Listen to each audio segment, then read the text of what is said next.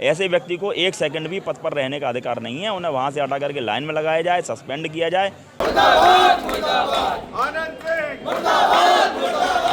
देखिए, एक बहुत ही बिगड़े हुए थाना अध्यक्ष हैं जो सीपरी में है। इसके पहले प्रेमनगर रहे हैं, कोतवाली रहे हैं, मऊरानीपुर रहे हैं। सब जगह सारे अधिकारियों को उनकी कार्यशैली पता है, लेकिन सिर्फ गुंडों को संरक्षण देना, अपराध को बढ़ावा देना, और अपराध उनके क्षेत्र में जहाँ भी हो जाते हैं बहुत ज़्यादा बढ़ जाते हैं।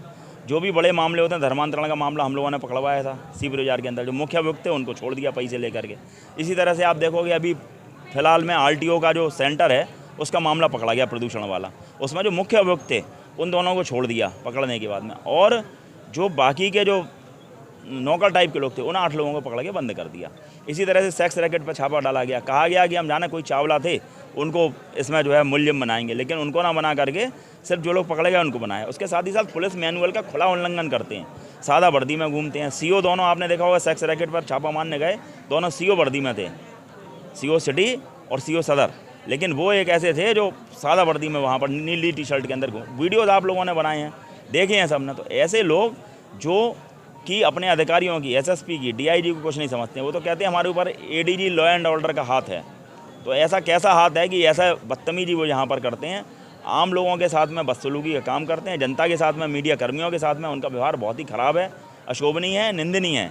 ऐसे व्यक्ति को एक सेकंड भी पद पर रहने का अधिकार नहीं है। उन्हें वहाँ से हटा करके लाइन में लगाया जाए, सस्पेंड किया जाए, और इसके साथ ही साथ उनको आगे भी अगर कभी दिया जाए चार्ज तो किसी के अंडर में दिया जाए, उनको सीधा स्वतंत्र रूप से चार्ज ना दिया जाए, क्योंकि वो बहुत ज़्यादा गर्राने का काम, वो अपने आप को सबसे ऊपर समझने लगते हैं, एसएसपी डीआईजी से भी ऊपर। तो ऐसे ईमानदार अधिकारी हमारे इधर अब आ चुके हैं। पहली पूर्व की सुधा सिंह तो महाभ्रष्ट थी, लेकिन वर्तमान जो एसएसपी आए हैं इनसे उम्मीद है कि डीआईजी साहब बहुत अच्छे हैं, कमिश्नर साहब बहुत अच्छे हैं, और डीएम साहब भी नए आए हैं। इन सभी चारों अधिकारियों से हमें उम्मीद है कि इनको हटा करके ऐसी जगह लगाएंगे। साथ ही साथ जो मंदिरों की ज़मीनों पर भूमाफिया लोग कब्जा करने का प्रयास कर रहे हैं, एक शुक्ला जी हैं लेखपाल पूर्व के, उनने वैष्णो देवी मंदिर के ज़मीन पर कब्जा करने का काम किया है।